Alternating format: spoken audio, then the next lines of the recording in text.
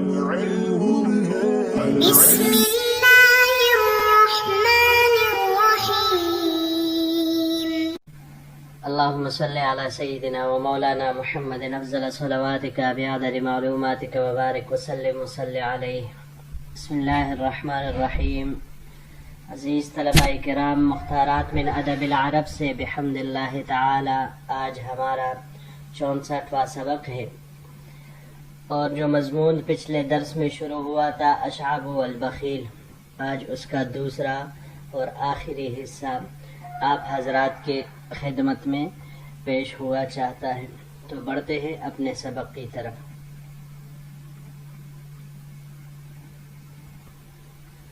تو پچھلے درس میں ہم نے پڑھا تھا کہ وہ جو امیر تھا، والی تھا مدینہ کا، وہ اپنے ساتھ زبردستی اشعب کو بھی حج کے سفر پر لے کر روانہ ہوا. اب راستے میں جو بھی تھا، پہلے تو وہ خود ایسے دکھانے کی کوشش کرتا جیسے وہ روزے سے ہوں، اسی لیے جب اشعب کسی کام میں مشغول ہو جاتا تو یہ کھانا کھا لیتا، اور اس کے لیے صرف 2 روٹیاں اور نمک چھوڑ دیتا کہ اس کے ساتھ کھانا کھا لے.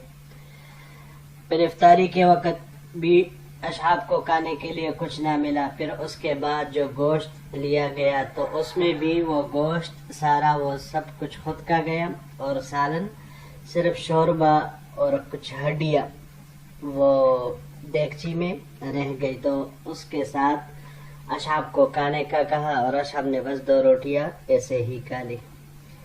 پھر اس کے بعد نوکر نے اس کو خشک میوہ والا چمڑے کا وہ تیلا دیا. اب آگے اس سے آگے بیان فرما رہے ہیں کہ آگے اس کے ساتھ کیا ہوا، کہ خشک میوے والے تیلے سے انہوں نے کیا لیا اور اس کو کیا دیا.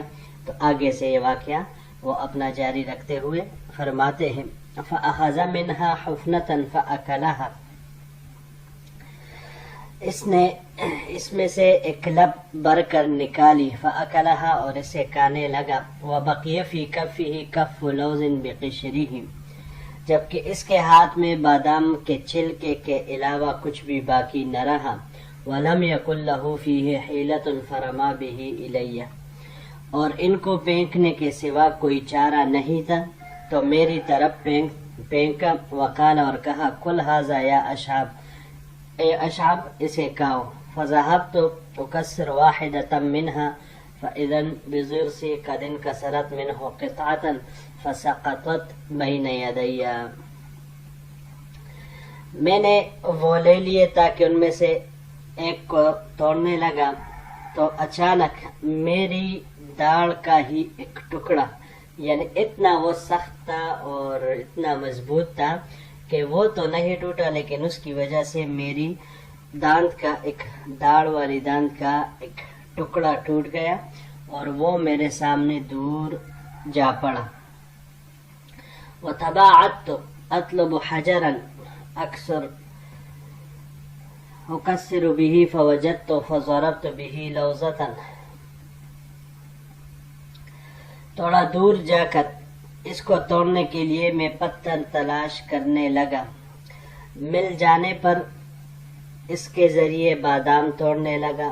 فطفرت یعلم اللہ مقدار رمیۃ حجر، تو جو ہی میں پتھر مارتا اللہ جانتا ہے کہ بادام اچھل کر جیسے جتنی مقدار میں بندہ پتھر دور پھینکتا ہے اتنی مقدار میں وہ بادام دور جا گرتا.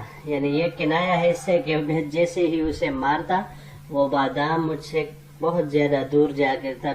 پھینکنے کی مقدار برابر وہ تو بہت زیادہ ہوتا ہے، لیکن یہ کنایا ہے بہت سے کہ اتنا وہ سخت تھا اور مضبوط تھا کہ جیسے ہی اس پہ پتھر آ پڑتا تو ٹوٹنے کی بجائے وہ دور جا گرتا. وعدوت في طلبها فبين أنا في ذلك إذ أقبل بنو مصعب، یعنی ابن، یہ اس کے اگلے والے سلائیڈ کے ساتھ انشاءاللہ اس کو جوڑیں گے. میں اس کی تلاش میں لگ گیا، بس جب ابھی میں یہی کام کر رہا تھا اذ اقبل بنو مصعب، کہ اچانک بنو مصعب آ گئے. بنو مصعب کون ہے؟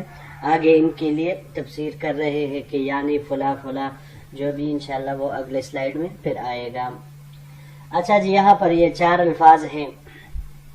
پہلا اس میں سے حفنہ، حفنتن، حفنہ کہا جاتا ہے لپ برنا، یعنی اس نے بھی وہ چمڑے والے تیلے سے لپ بر لی.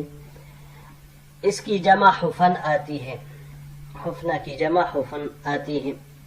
یہ باب نصارہ سے حفنن، لپ بر دینے کے معنی میں یہ آتا ہے، یا لپ بر لینا اس معنی میں یہ آتا ہے. اور اگر اس کو ہم باب افتعال سے لیں تو باب افتعال سے لینے کی صورت میں احتفانن، یہ جڑ سے اکیڑنے کے معنی میں آتا ہے. اچھا جی، اگلا لفظ لوز. لوز یہ بادام کو کہا جاتا ہے، اور باب تفعیل سے جب یہ استعمال ہو، تلویزن مصدر اس کا آتا ہے. تلویز التمر، تلویز التمر اس کو کہا جاتا ہے کہ کھجور میں جب بادام بھرے جاتے ہیں، یعنی کھجور کو اندر سے خالی کر کے اس کی گٹلی نکال لی جاتی ہے اور پھر اس کے اندر بادام رکھ دیے جاتے ہیں، اسے تلویز التمر کہا جاتا ہے. اگلا بقشری ہی، قشر یہ کال کو بھی کہا جاتا ہے اور اس چھلکے وغیرہ کو بھی کہا جاتا ہے جو بادام کے ہوتے ہیں. قشرہ یہ باب ضربہ سے قشرن مصدر اس کا آتا ہے، اور یہی قشرن مصدر باب نصارہ سے بھی اس کا آ سکتا ہے. یہ دونوں معنی میں جو ہم نے کیا، کال یا چھلکا اتارنا، اس معنی میں یہ استعمال ہوتا ہے. اور اگر قشرن مصدر اس کا آئے تو یہ باب سمعہ سے ہوگا، سین کے حرکت کے ساتھ، بمانا موٹی کال والا ہونا. قشرن موٹی کال والا ہونا، اس معنی میں پھر یہ آئے گا. اگلا لفظ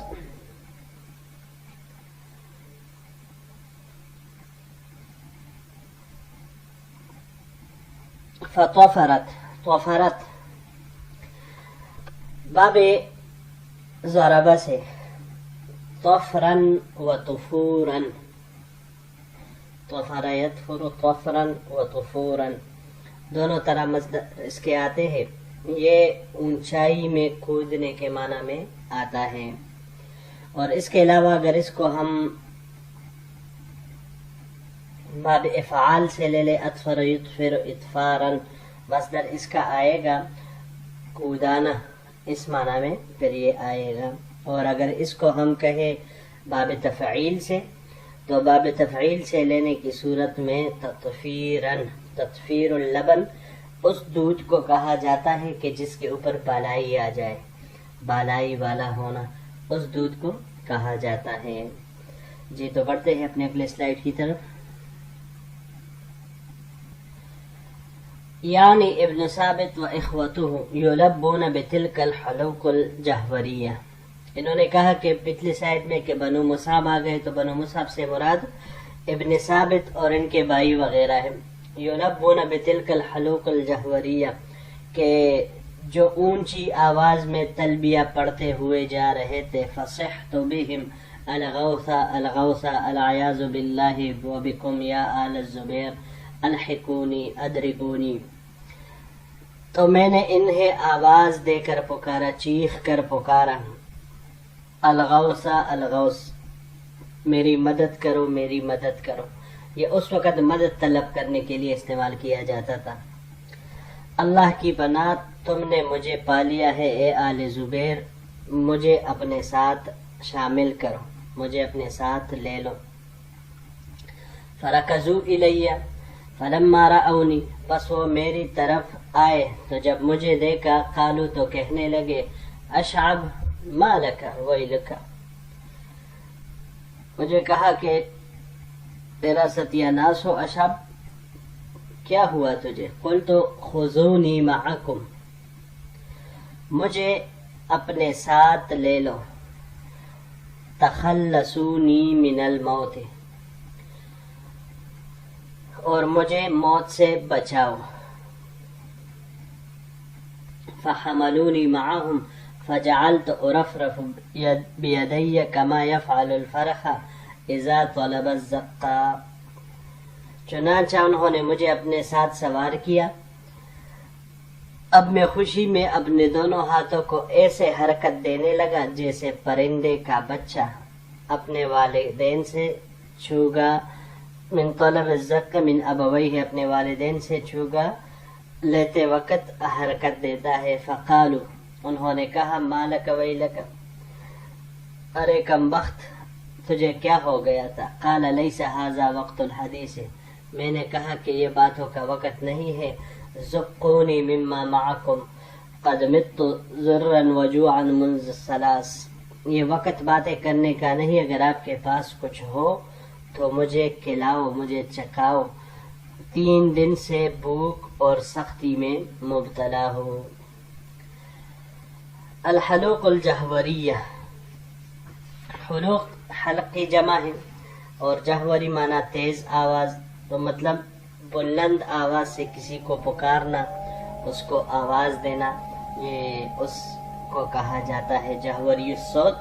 اس بندے کو، اس آدمی کو کہا جاتا ہے جس کی آواز تیز ہو، بہت تیز آواز کا مالک ہو، اسے جہوری الصوت کہا جاتا ہے۔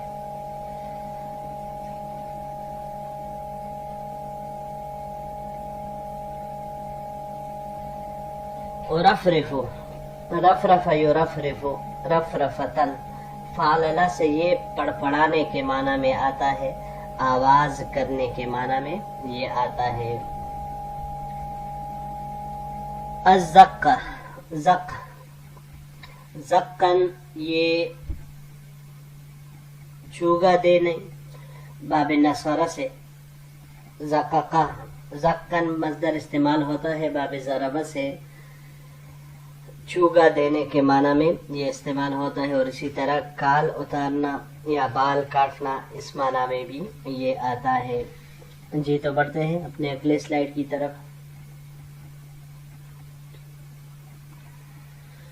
فَأَطْعَمُونِي حَتَّى تَرَاجَعَتْ نَفْسِي وَحَمَلُونِي مَعَهُمْ فِي مَحْمَلٍ، اشعب کہتے ہیں کہ انہوں نے مجھے کھلایا یہاں تک کہ میری جان میں جان آئی، اور مجھے اپنے ساتھ سواری میں سوار کیا۔ ثم قالوا، پھر انہوں نے پوچھا، اخبرنا بقصتک فحدثتهم، انہوں نے